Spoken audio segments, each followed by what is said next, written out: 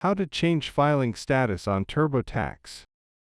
Hey everyone, welcome back to the channel. In this quick video, I'll show you how to change your filing status in TurboTax, whether it's from single to married, head of household, or joint filing. First, open your TurboTax return and head to the Personal Info, or My Info section on the left menu. You'll see your name, social security number, and right below that, your filing status option. Click Edit, and TurboTax will walk you through a few questions about your situation. For example, if you got married, divorced, or had dependents. Select the correct filing status that applies to your tax year.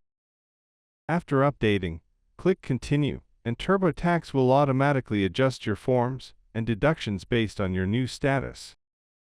And that's it. You've successfully changed your filing status in TurboTax. Don't forget to double-check your info before e-filing. Like and subscribe for more quick TurboTax tutorials. Thanks for watching.